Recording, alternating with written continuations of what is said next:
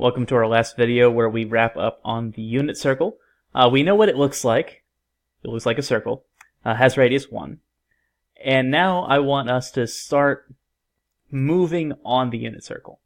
So we start at 1, 0, and if we're moving counterclockwise, that's the positive direction. If we want to move in the negative direction, that's clockwise. That's just the conventions we have. And really that's the only way you can go if you're on a circle. You can either go forwards or backwards, but since it's not a line, we have to define that conventionally as either clockwise or counterclockwise, so there we have it.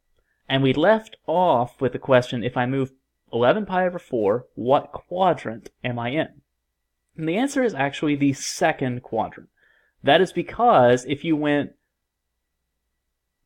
over to negative 1, 0, if you went over half a circle, that would be moving a distance of pi, right? The whole way around is 2 pi, so that's 1 pi. We'll call that 4 pi over 4. 2 pi is 8 pi over 4.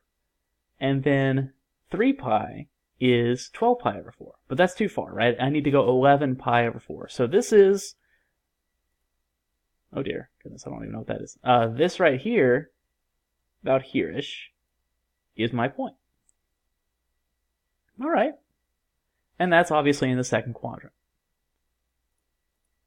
So that's how we're doing this. Now, the question I want us to get at now is, okay, I know kind of where it is. I know what quadrant it's in. That's a great start.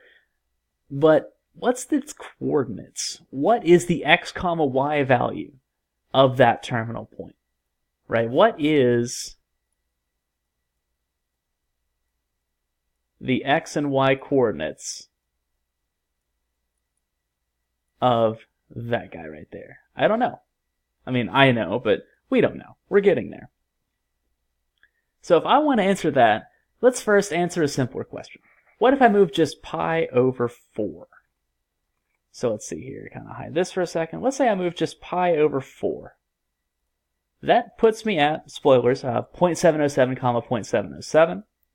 But that means the x and y coordinates are the same. That intersects the line y equal x. So via substitution, I can take the x and the y and just set them to be the same number, and then solve for that number. So right, x squared plus y squared equals 1 becomes a number squared plus that same number squared equals 1. So I've got double number squared, divide 2, take the square root of both sides. I end up with the number that both coordinates have to be is plus or minus 1 over the square root of 2. Which, by the way, if you were to rationalize that denominator, you'll get plus or minus root 2 over 2. That's usually how it's written. These are interchangeable. I don't insist we have rationalized denominators. That's just how we do for aesthetics, I guess. All right. So you're saying, great, Mr. Joe, good job. You found pi over 4. But we didn't want pi over 4. We wanted this point out here. We wanted, whatever this guy, 11 pi over 4. But hear me out. What if I took this point and reflected it across the y-axis? Then I would have negative x, positive y. But that would spit me out at the point we want. You see, using the first quadrant to find all the points on all the quadrants is very effective. Hear me out. So, with that in mind, I want us to recognize and remember and just kind of put to memory, as it were, the nice points in the first quadrant. Some professors, some teachers in your life might have insisted you memorize the whole unit circle, but let's just know these points. Just these. Because, like I had said before, these are all we need to get all of the other points for the rest of the circle. And also, it kind of cement some other important behaviors about the unit circle in our minds. So if I go 0, obviously I end up at 1, 0 because I haven't gone anywhere. If I go pi over 2, that puts me at 0, 1. At pi over 4, like we had just found, that's root 2 over 2, root 2 over 2.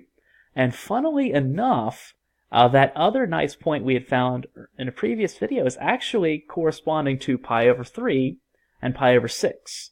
So pi over 3 gives me an x coordinate of a half, and a y coordinate of root 3 over 2, and pi over 6 gives me the reverse.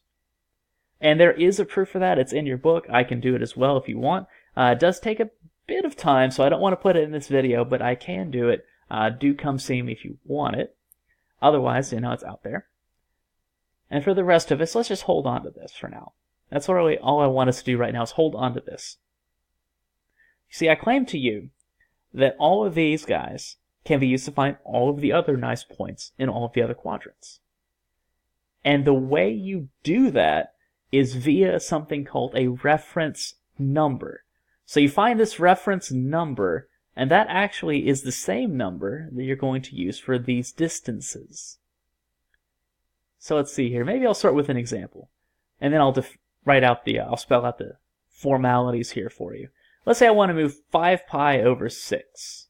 I want that to be the point of interest. So let's see here. That's gone. I want it to be 5 pi over 6. So if I'm going around the unit circle, and let's see here, the whole thing's 2 pi, half of it's 6 pi over 6, or just pi.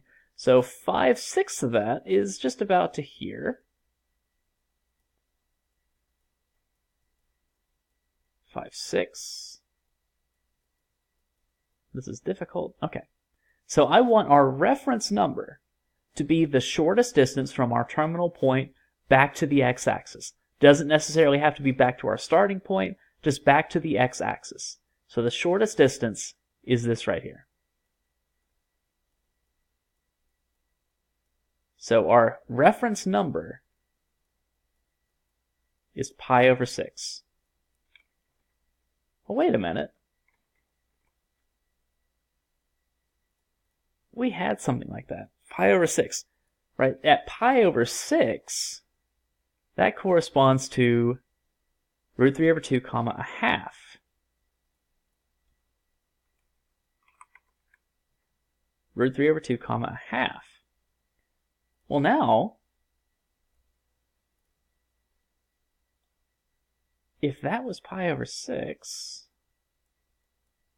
and that got me there, then going 5 pi over 6, via the symmetry we got going on here, is going to have the same x-coordinate, though now negative, and the same y-coordinate. So I'm going to have, after having found the reference number, and use that reference number to find a reference point, and use the fact that we're in the second quadrant to make the x-coordinate negative, I now have my terminal point, negative root 3 over 2 comma a half. And so that's the plan. That's the plan that we'll do for all of these. We're going to put our point on the unit circle, find the reference number, find that shortest distance back to the x-axis, and find our reference point, and then use the appropriate sign changes to be in our appropriate quadrant. So again, that's it. That is the formal definition of a reference number. It's just the shortest distance from whatever point you ended up at back to the x-axis. And you'll use that reference number against this table to find your new point, which is pretty cool. So one more example here and we'll wrap up.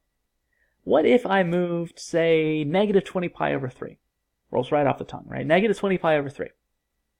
Now, since positive movement was counterclockwise, the negative movement has to be clockwise.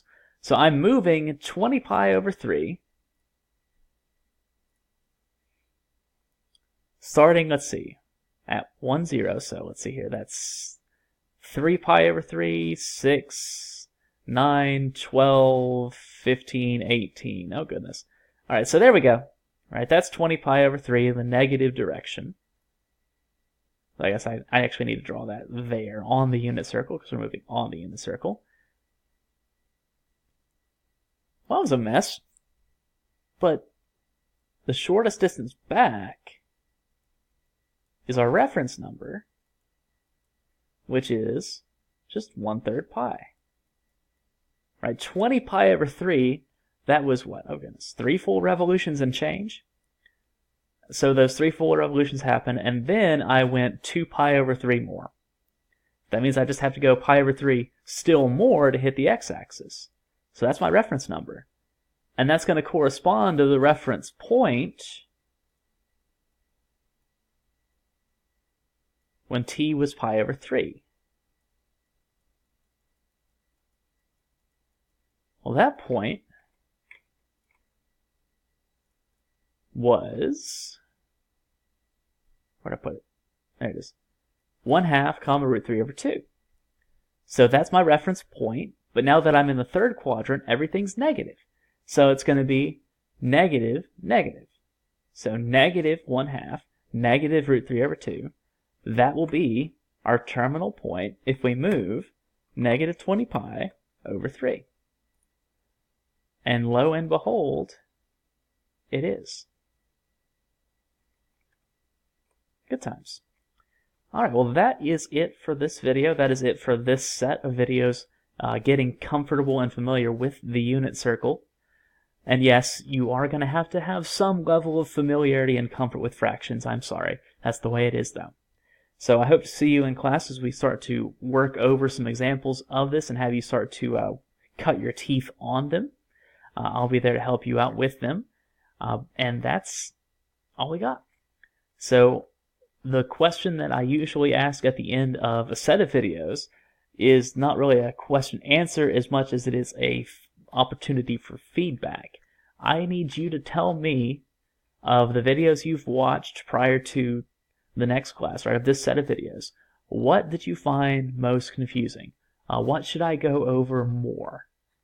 And I will look at all of your responses before class starts and get a little plan put together to help us out as we start working through these. So you have a good one. I will see you then.